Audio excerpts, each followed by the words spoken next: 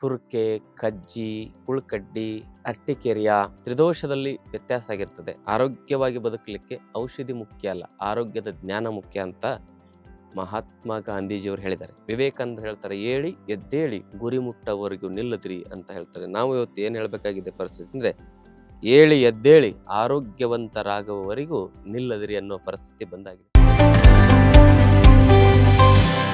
ಶ್ರೀ ಗುರು ಬಸವಲಿಂಗಾಯ ನಮಃ.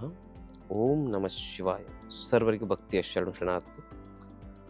ಆತ್ಮೇರೆ, ಇವತ್ತಿನ ಸಂಚಿಕೆಯಲ್ಲಿ ಬೇಸಿಗೆಯಲ್ಲಿ ಬರುವ ಚರ್ಮದ ಸಮಸ್ಯೆಗಳು, ತುರ್ಕೆ, ಕಜ್ಜಿ, ಉಳ್ಕಡ್ಡಿ ಮತ್ತು ಅಟ್ಟಿಕೆರಿಯ, ಡ್ರೈ ಸ್ಕಿನ್ ಇಂದ ಇವೆಲ್ಲ ಸಮಸ್ಯೆಗಳು ಹೆಚ್ಚಾಗಿ ಡ್ರೈ ಸ್ಕಿನ್ ಡಿಸೀಸಸ್ ಅಂತ ಹೇಳಿ ಬರ್ತವೆ.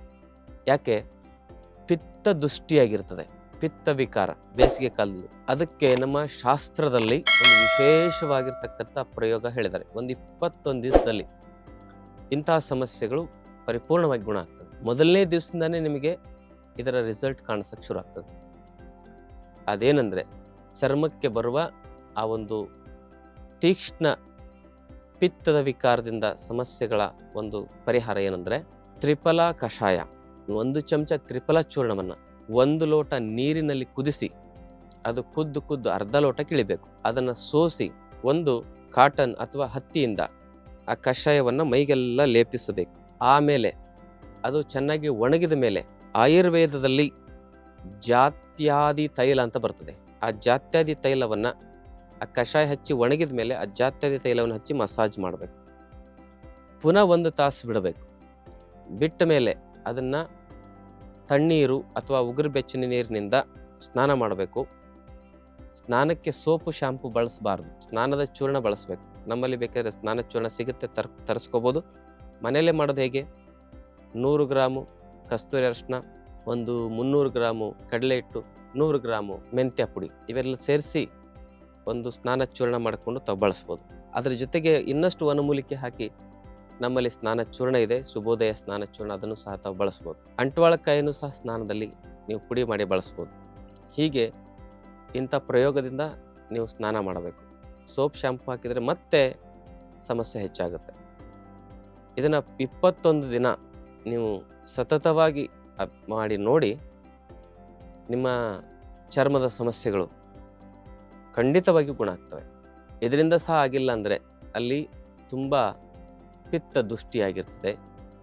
ಅದರ ಜೊತೆಗೆ ತ್ರಿದೋಷದಲ್ಲಿ ವ್ಯತ್ಯಾಸ ಆಗಿರ್ತದೆ. ಅದಕ್ಕಾಗಿ ಆಯುರ್ವೇದದಲ್ಲಿ ಪಂಚಕರ್ಮ ಚಿಕಿತ್ಸೆಯನ್ನು ಮಾಡಲಾಗ್ತದೆ. ಅದರ ಒಂದು ಪ್ರಯೋಜನವನ್ನು ಪಡ್ಕೊಳ್ಳಿಕ್ಕಾಗಿ ನೀವು ಆಯುರ್ವೇದ ಚಿಕಿತ್ಸಕರ ಹತ್ರ ಚಿಕಿತ್ಸೆಯನ್ನು ತೆಗೆದುಕೊಳ್ಳೋದು ಒಳ್ಳೆಯದು.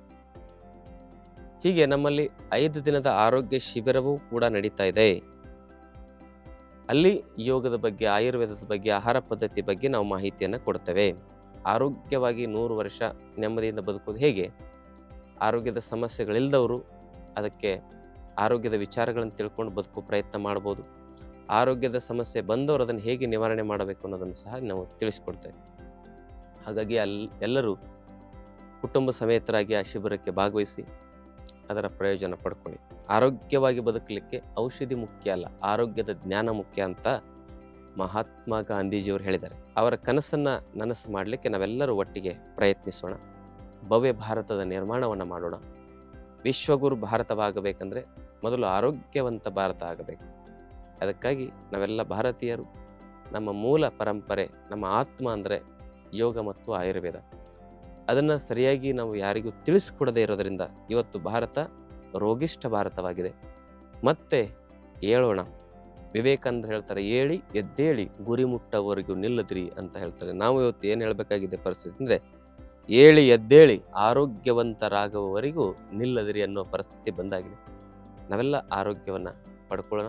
ಅದಕ್ಕಾಗಿ ಆರೋಗ್ಯ ಶಾಸ್ತ್ರಬದ್ಧವಾದ ಮಾಹಿತಿ, ನಾವು 20 ವರ್ಷ ಓದಿರೋ ಮಾಹಿತಿಯನ್ನು ನಿಮಗೆ ಒಂದು 5 ದಿನದಲ್ಲಿ ಪ್ರಾಮಾಣಿಕವಾಗಿ ತಿಳಿಸೋ ಪ್ರಯತ್ನ ಮಾಡ್ತೇವೆ. ನಾವೇ ನೇರವಾಗಿ ಯೋಗ, ಪ್ರಾಣಾಯಾಮ ಇವೆಲ್ಲವನ್ನು ತಿಳಿಸಿಕೊಡೋಕ್ಕೆ ಪ್ರಯತ್ನ ಮಾಡ್ತೇವೆ. ಶಿಬಿರದಲ್ಲಿ ಭಾಗವಹಿಸಿ. ತಮ್ಮೆಲ್ಲರಿಗೂ ಶರಣು ಶರಣ. ಮತ್ತಷ್ಟು ಆಯುರ್ವೇದ ಹಾಗೂ ಯೋಗ ಹೆಲ್ತ್ ಟಿಪ್ಸ್ಗಾಗಿ ಶ್ರೀಗಂಗಾ ಯೋಗ ಚಾನೆಲ್ನ ಸಬ್ಸ್ಕ್ರೈಬ್ ಮಾಡಿ. ಹಾಗೆಯೇ ಫೇಸ್ಬುಕ್ ಮತ್ತು ಇನ್ಸ್ಟಾಗ್ರಾಂನಲ್ಲಿ ಮಿಸ್ ಮಾಡದೆ ಫಾಲೋ ಮಾಡಿ.